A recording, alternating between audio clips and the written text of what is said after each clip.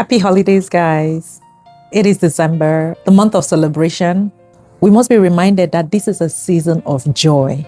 You know, the Bible says joy to the world. And so Christ's birth was meant to bring joy to the world. And in this season, yes, we see the bright lights, the decor. Those are external joy factors, and it's almost mimicking the joy that this season is supposed to bring. However, is there really joy though? Because from my perspective and all the people that I have spoken to, even in the midst of this season that is supposed to be very, very joyful, there seems to be so many challenges going on in this last quarter of the year, and people are really going through it, honestly. People are really, really going through a lot. However, I'm here to encourage you, again, as usual, because our joy does not come from our circumstances. Our joy does not come from our circumstances. The difficulties that you go through are not the determining factor of whether you stay in joy or not. I'm encouraged by 2 Corinthians chapter 6.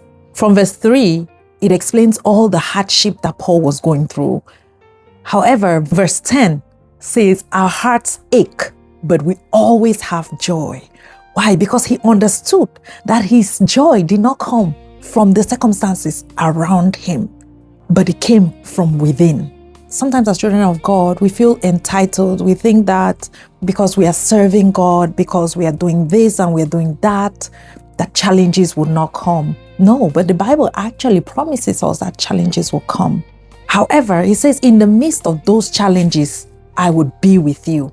And that is what keeps us going, because we know who is on our side during those challenges. We know the end point of those challenges. That is where our joy comes from.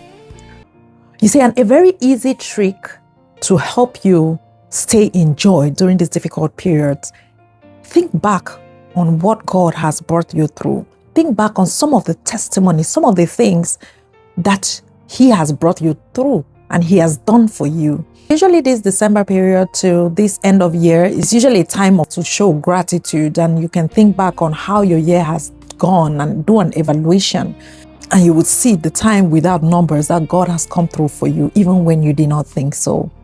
Just like Paul, our conviction in the midst of challenges is the one who is the comforter that we have within us, that comforts us in the midst of those challenges. He doesn't want us to be discouraged.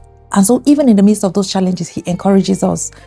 But you know that God will not open the heavens. He will not split open the skies to give you a word of encouragement. He will use those around you.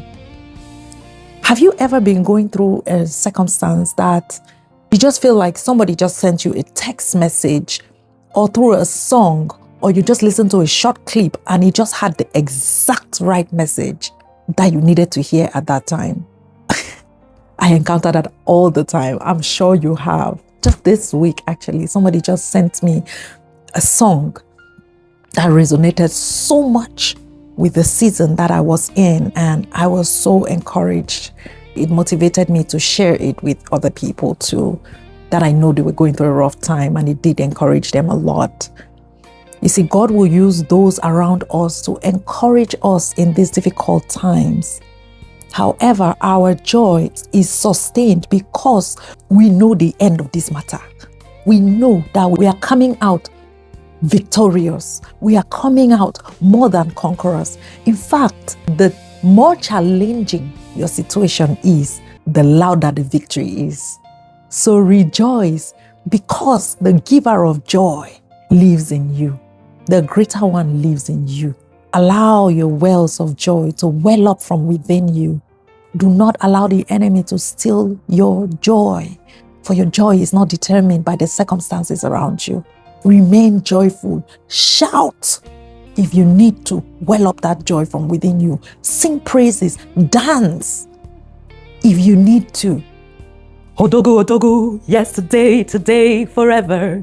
You never change, unchangeable God, oh, unchangeable lover.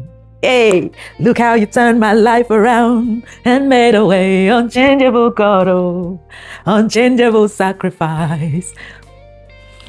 Jesus, Jesus, Jesus, that man of Galilee. He's always doing good. He's always doing good. Jesus, Jesus, Jesus, that man of Galilee. He's always doing good. He's always doing good. If he's not good, he's not done yet. If